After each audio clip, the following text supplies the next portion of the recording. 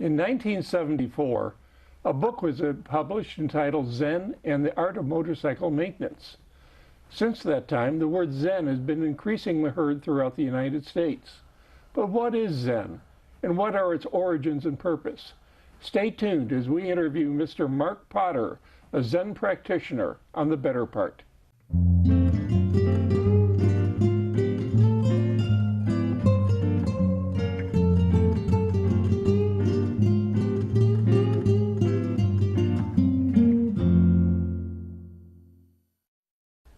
So welcome to The Better Part, Marc. Glad to have you. Thank you very much. So can you tell me, with all the interest in Zen, what is Zen? How would you define it? Zen is really about being present.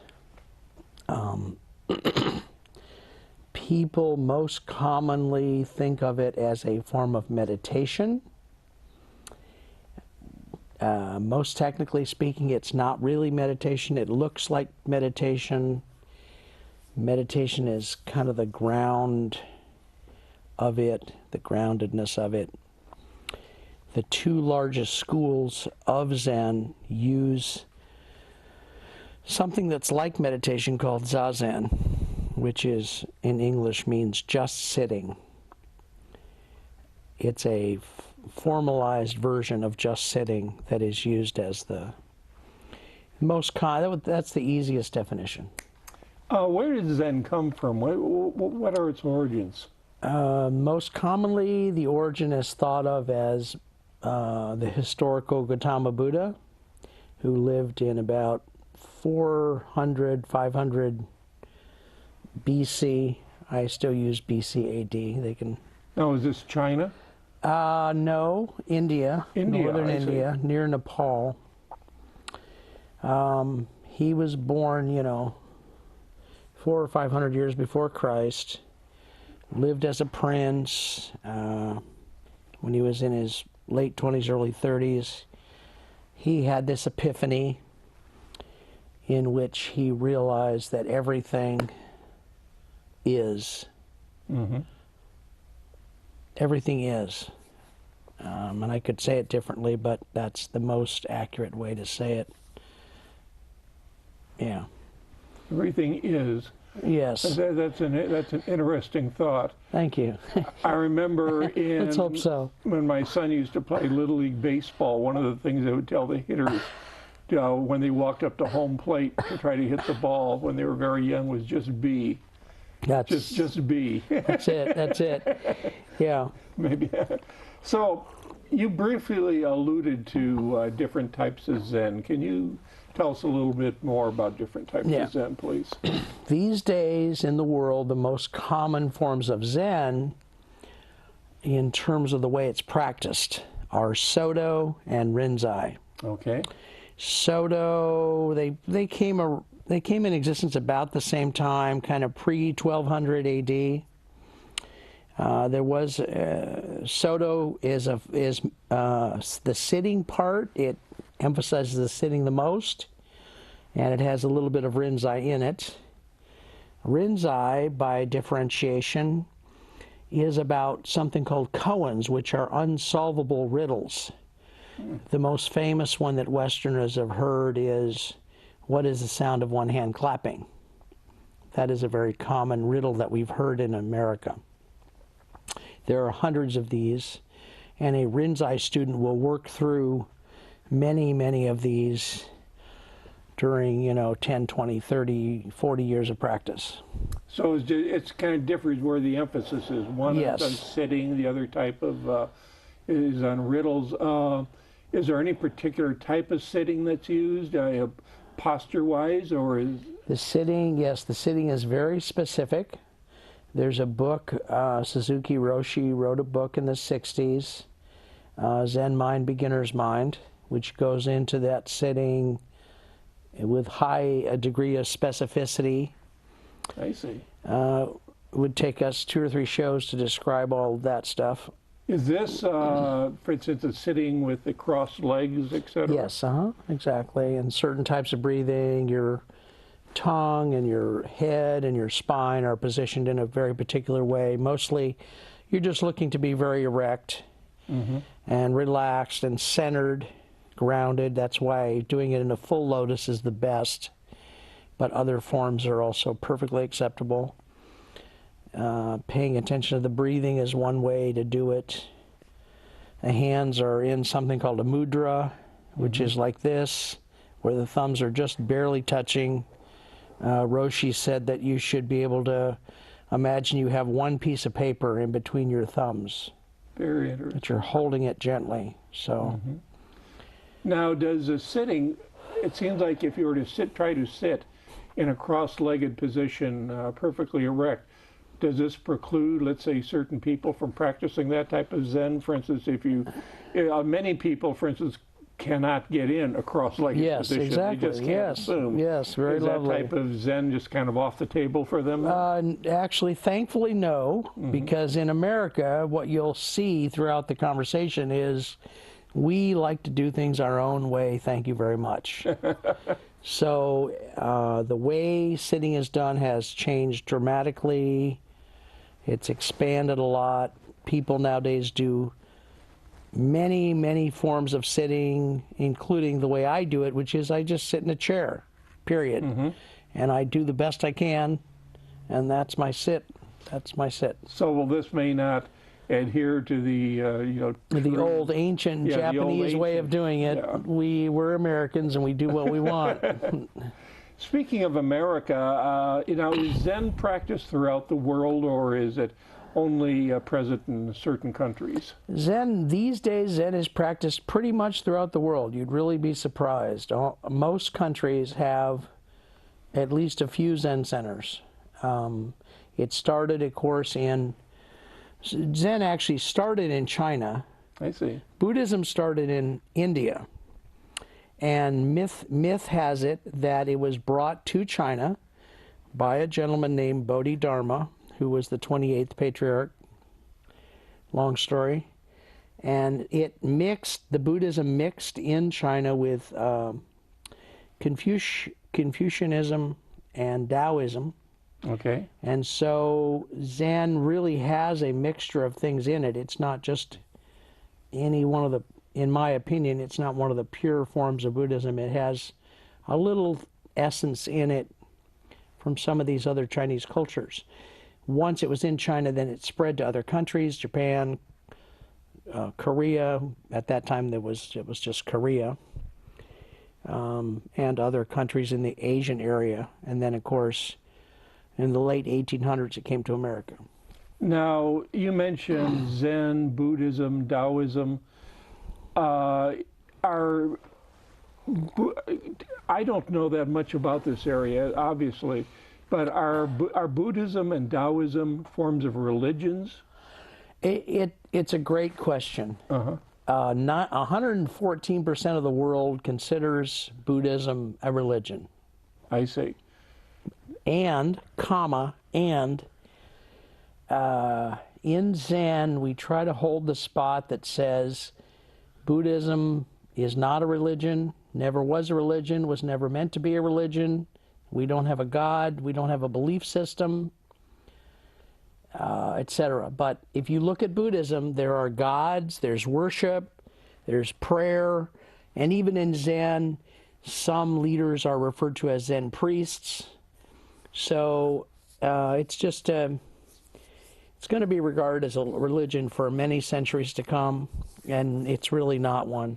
So essentially, well, from what I'm hearing here, and correct me if I'm wrong, it sounds like that Zen actually started out with almost as a religion in other countries, and when it came to the United States, they tried to kind of strip it out of the context of religion and made it a practice more. It's fairly accurate thing to say. Anything we say could be extrapolated, but I like to say that Zen has in it a lot of contradiction. Okay. Most people want to say, well, it has some paradox, but maybe not contradiction. I like to say, no, really, it has a lot of just plain contradiction in it and a lot of paradox in it. And in America, we've been good at that. And the Zen masters who decided to bring it to America, because it was a very conscious choice in the late 1800s. It was in the late 1800s. Yeah, 1893. the Zen masters who decided to bring it here felt that America was a place where the mind was open. Buddhism wasn't here. It wasn't going to be culturally pulled apart by ancient traditions. It was a very unpopular choice among most Zen masters. Most Zen masters didn't want it to come here. There are scathing things written about the heathen Western mind that won't appreciate it no matter what we do. But some teachers decided to bring it anyway. Now, these Zen masters that came to the United States, why did they come to the United States? Did they come seeking, let's say, a religious freedom, or were these workers, let's say, came to the United States in the 1800s? Did they come seeking, let's say, a religious freedom, or were they workers on the railroad or something? Or No, what did they do? No, actually not. First of all, the reason they came is because some of the masters saw that Zen was being corrupted in Japan because of a lot of political leaders had gotten their hands on certain parts of the practice, and priests were beholden to the political system to do things a certain way, etc. And so some of the teachers said, well, if we bring it to America, these people are very individualistic, they're, you know, blah, blah, blah. This is going to give it a new field, a new freshness. Yeah. And that still seems to be, there's a lot of agreement that it was a good move to do. The historical nature of why it came, there was a meeting in Chicago in 1893, the World Parliament of Religions or some such thing. And someone got the brilliant idea to invite someone from the East to come to this meeting. And so one of the teachers came, whose name I've been trying to say for weeks, but there's so many names that are very similar. And of course, they're all Japanese names, most of them. He came, he liked what he saw. He was already kind of in this school of thinking that we should bring this here anyway. And so one of his disciples, a person named D.T. Suzuki, now we have two famous Suzukis in Zen, neither of which is the motorcycle guy, Persig or Suzuki motorcycles. D.T. Suzuki spent many decades in the States giving lectures, giving presentations, giving speeches about Zen. I see. Which is very different than what other leaders have done. That's what he chose to do starting in the early 1900s. And so he's really credited with kind of creating an introductory context in which it could be comprehended. Do you have any estimate how many people practice Zen in the United States today? I went on Google and I went, how many people practice Zen in the United States Google these will tell you days? anything, won't it? It says 1.2 million. That's what it says. Okay, 1.2 million. Yeah. So that is a fairly small niche. Yeah. That really is, considering there's about 300 million people in the United States. Very small. So I know you don't like the word taught or teaches when it comes to Zen. Yeah. We'll come to that in a minute. Let's come to that But, eventually. Let's say if somebody wants to learn about Zen, I'll use a dirty word anyway, who teaches it? Okay, so my recommendation is that you, in the beginning, you go to a formal school and learn. There are lots of ways Zen gets divided by the countries it's in, by the types of, the Rinzai Soto. But another way it gets divided is we have traditional schools in all of that mixture, and we have a lot of non-traditional people. I'm one of those non-traditional rogue people, by the way. I really recommend you go to a formal Zen center and practice for a while, at least a couple years. It's really a practice that does well after 15, 20, 30 years. 50, wow. That's my opinion. But in the beginning, it would bode you well to go to a regular center. We have lots of them around here. There's one in Japantown called Middle Way. which is lovely. We have one right here in Mountain View, Cannon-Do. Really? Okay. It's just around the corner from us here. There are, there's 300 of them in the United States. We have lots of them in the Bay Area. So just pick one, go to it, sit. The basic thing is to sit.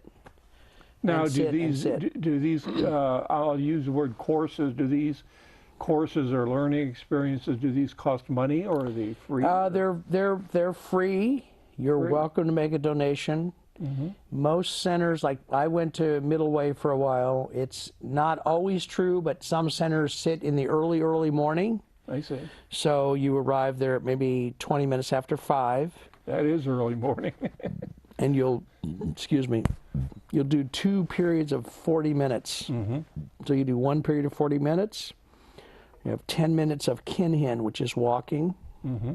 And then another 40 minutes, and then a little bit of chanting maybe or something. And then you're done. So I see.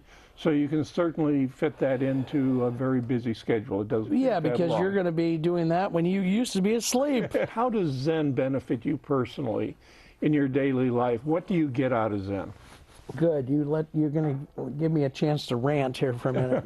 Rant away. People think that Zen has benefits. Now, I'm not going to deny that during doing Zen, you might have some benefits arise. That could happen. Mm-hmm. I wouldn't bet the ranch on it. I consider it best that I would say, the best thing I could say is there are no benefits to Zen. No benefits? I would say that. Now, having said that, it gives me the space to say probably most people who practice Zen see some benefits or something that they will erroneously connect the dots to and say, oh, this got better because I did Zen.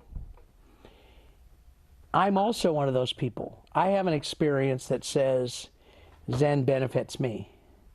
And my experience is it makes my life more grounded. I see. Now, I'm a person who most of you in this room know already has mental illness. And so for me, keeping that mental illness at bay and being able to function as a supposedly normal human being, Zen has greatly benefited that. I've recently claimed, and I repeatedly claim, that if it weren't for Zen, I could very well be in a long-term facility for a mentally ill person because it helps me so very much. So you would say that Zen really helps keep you under control in life? For me, it keeps me grounded. It's going to do something different for other people, but for me, it keeps me grounded. So the benefits might differ from individual to individual. I think they would do very greatly. I think some people would find no benefit. Because some people are walking around, let's say we have a person who's walking around with a lot of anger in life. And they decide, well, I'm going to get this Zen thing because it's going to give me lots of benefits. Mm-hmm. So if you open yourself up in Zen and your thing is anger, you're going to become Mr. Angry. I see. That's because you're going to be what you are. You're going to become more of what you really are. So Zen is not necessarily calming always. No, it's going to be calming. No, it's going to be real. Because I guess there's this image I have of if you practice Zen, you're calm, you're serene, but you can really, if you're open to anger, you can really become even more angry. Yes, absolutely. That's my opinion. Now this is one practitioner's opinion. Oh, okay. It's not the opinion of anything else than one practitioner. Okay. Well, that's fascinating. So, can you take me inside of a Zen session? Yes. What happens? What's it like, both physically and mentally? Okay, so let's say you come to a Zen center and you're someone brand new, you've never been there before. You would typically come on an evening. We don't make the brand new people come in the morning first thing out of the gate. So, you come in the evening. I would just pay attention. And most of it's quiet. A lot of it's done in silence. There's a lot of bowing that happens. So let's say it's your second time you've come, so you know some stuff. You would come to the Zendo. You take off your shoes at the door outside. The Zendo is the room in which the meditation is occurring. Okay. You would bow. You would walk into the Zendo.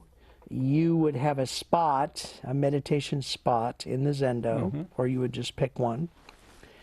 What you're going to see in the Zendo is a couple of chairs for those of us who don't sit the formal way. Most of the rest of it is going to be a black mat, a large square mat called a zabuton, and on that is going to be a pillow, a cushion called a zafu. These are all black. Black is the color of Zen. You bow before there would be something before, probably a bell would ring or something. You would bow a couple of times. You sit in the way that works best for you, whether it's in a chair or in any one of 5 or 6 different ways on a mat, full lotus, half lotus, Burmese, some other ways. The bell's going to ring. That begins the meditation. The meditation leader will ring a bell, and then you will sit for 40 minutes. Bell rings, you get up, you're going to do something called kinhin, which is kind of walk around the room slowly in a meditative, very meditative way. Okay. In a group, in a line, like a Congo line sort of thing. Loud clappers will sound. That's the signal to go back to your spot and sit.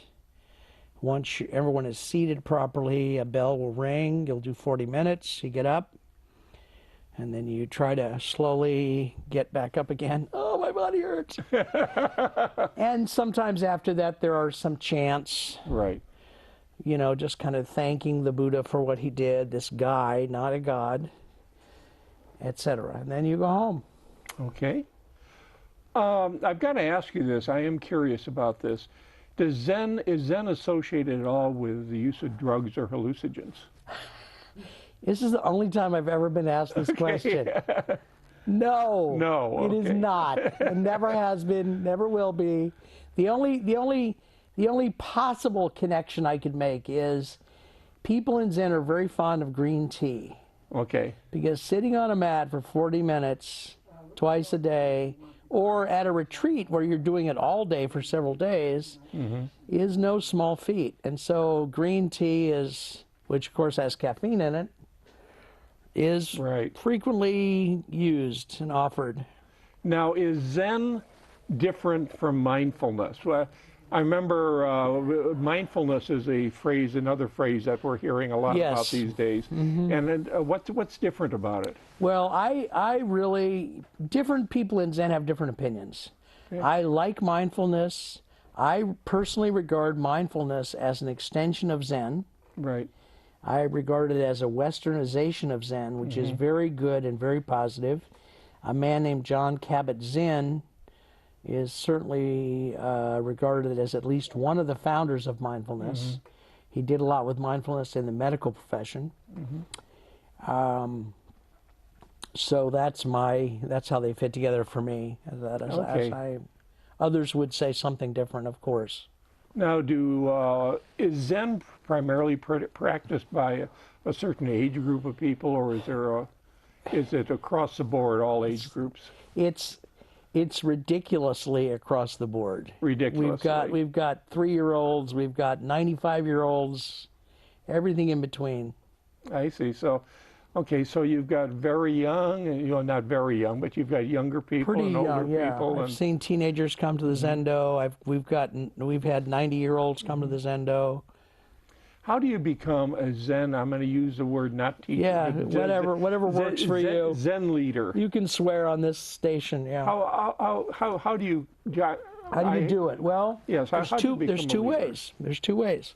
You can be associated with a certain Zendo or a certain lineage, and you can practice there exclusively for probably 20, 25, 30 years.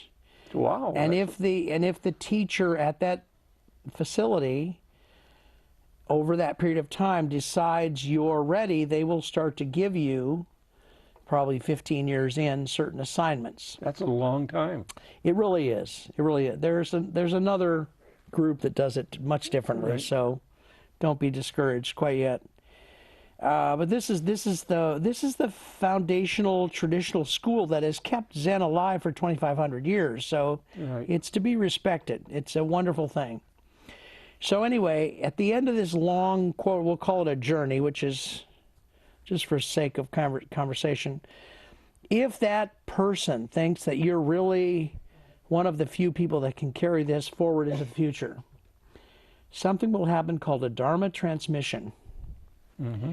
This is a mind-to-mind, heart-to-heart, no words, no documentation kind of thing, where they just simply declare that you are to be carrying this into the future. Okay. On behalf of Zen. So That's one of the two ways. Okay, we're running a little bit short on time here, I so I would believe it. I do have a couple other things I want to ask you. Yeah. Is that, do you have any reading that you can recommend on the subject? Is any particularly good books? The book I would recommend more than others is called Everyday Zen. Everyday Zen. Okay. By Charlotte Joko Beck. Okay. There's thousands of books out there. I think it's the best one. And is there a good website that you can recommend, or do you personally have a website? Well, I have a website. But okay, well, let's hear it. Do we really need that, I guess? I have one of these free Weebly sites, so it's weebly.upcomingzenevents.com. Okay. There's not one website I would use. Well, the way I like to do it is I go on Twitter, and I put Zen-related things in my Twitter feed by following them. So there's lots of those, and just put the word Zen in your Twitter feed and start following some of these groups, and they will put little quotes each day, and that's really a great way to learn more about Zen, because those websites, Buddha's Now and Everything Zen, and there's thousands of those sites. They're all good. Most of them are good. Well, I want to thank you very much. This has been a very nice conversation, and thank you for joining us on The Better Part. Thank you, Marc sir. Potter. Thank you very much. Thank you. Thank you for watching today's Better Part show, and we hope you found it interesting. Remember that you can view this and other Better Part shows on YouTube and Roku. Also, I would like to invite our TV viewers to join us and become members of The Better Part. Visitors are always welcome to attend our meetings held at 9:30 a.m. on Tuesdays at the Cupertino Senior Center. If you are interested in becoming a Better Part member, please contact the Senior Center for more information or simply attend one of our meetings.